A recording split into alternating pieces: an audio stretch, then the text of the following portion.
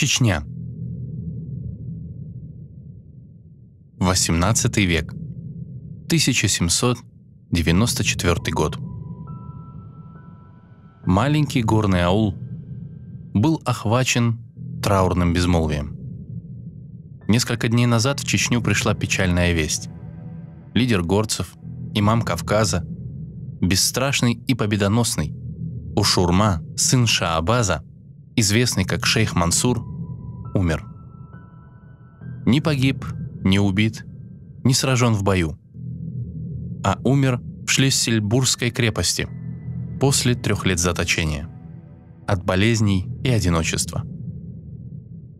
Трагическое известие мгновенно облетело каждый уголок Чечни.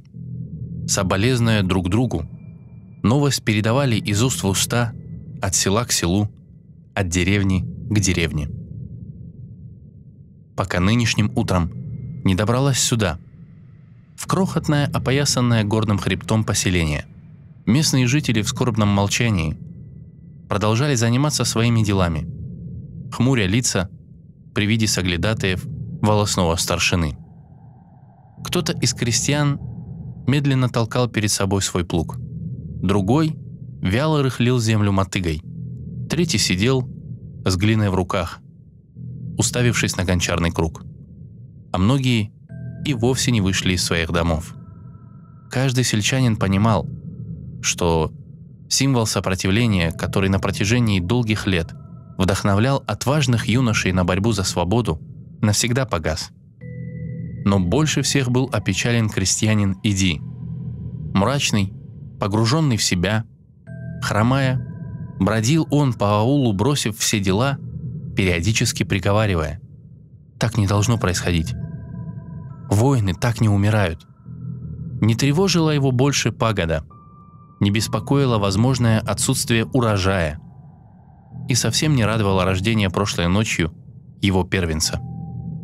Ближе к вечеру, терзаемый чувством бессилия, Иди пришел домой. Поздоровался с пожилой матерью, на еду даже не взглянул. Только бросил пару дров в печь и прошел в комнату, где в кровати жена кормила его новорожденного сына. Не обращая на них внимания, Иди подошел к окну и стал наблюдать за закатом. «Муж», — почти шепотом обратилась к нему жена, — «мы все скорбим. Нам всем тяжело. Вся Чечня оплакивает его». Она замолчала, подбирая нужные слова. Иди нахмурился, но ничего не ответил. Жена продолжала: «Но на то воля Бога. А нам остается только помнить, если человека не предавать забвению, он будет жить вечно». «Прекрати, женщина!» — резко перебил ее Иди. «Не смерть имама отравляет мне душу и разум. Он был воином и должен был умереть как воин.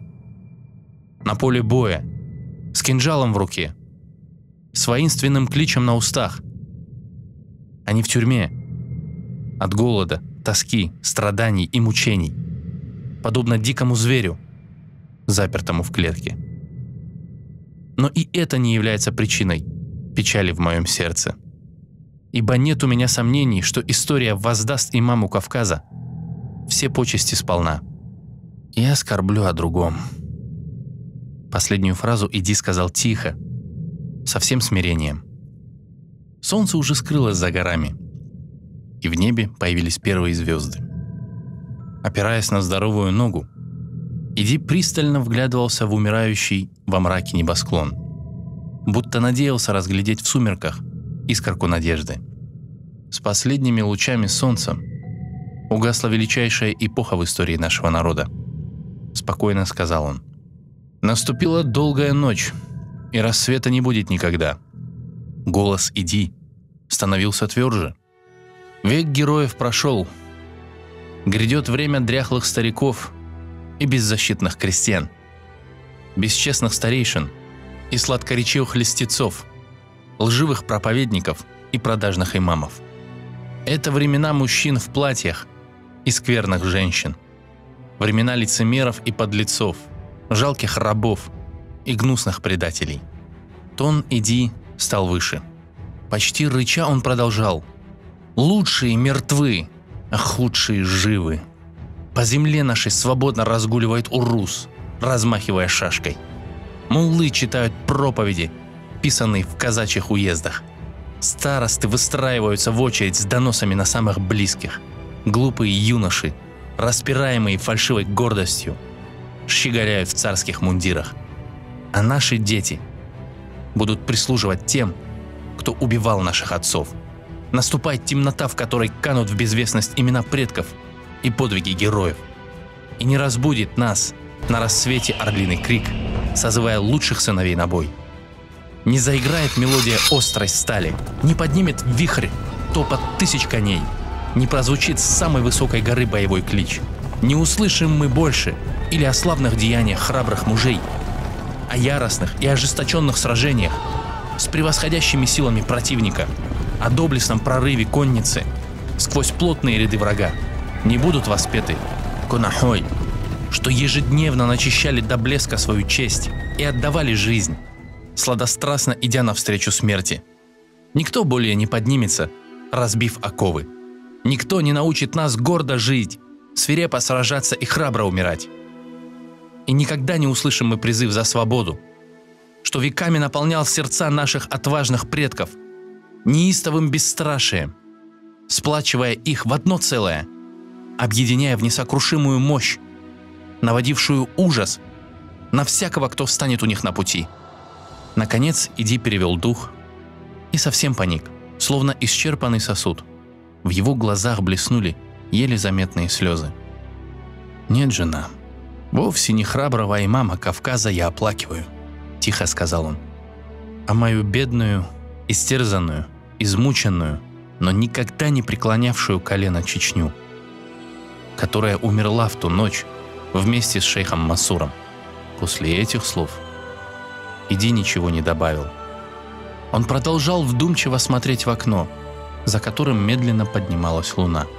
Тихое потрескивание дров в глиняной печи дополняло траурную атмосферу, царившую как в доме Иди, так и во всем ауле. После недолгой паузы он впервые посмотрел на своего первенца. «Я знаю, в честь кого я назову моего сына». Розовый, пухлый младенец лежал на руках матери, хлопая ей еще не до конца раскрывшимися глазками. «Ты опоздал», — робко ответила жена, боясь задеть этими словами мужа. «Нана уже дала ему имя. Нана уже дала ему имя». Иди фыркнул и снова отвернулся к окну. «Всего-то хотел дать сыну имя воина», — сказал он с досадой в голосе, «в память о великом человеке, а не гончара и кожевника». Поистину прошел век героев. Иди помолчал минуту, всматриваясь в ночь. Потом вздохнул и, смягчив тон, спросил: «Ну, и как его зовут?» Она немного смутилась, заметив переменчивость в настроении мужа, и чуть заметно улыбнулась. В небе наконец взошла полная луна, свет от которой заполнил темную комнату. Где-то неподалеку, впервые за несколько лет, тихо завыл волк. Жена посмотрела на малыша, погладила его крохотный лоб и спокойно ответила: «Его зовут Байсангур».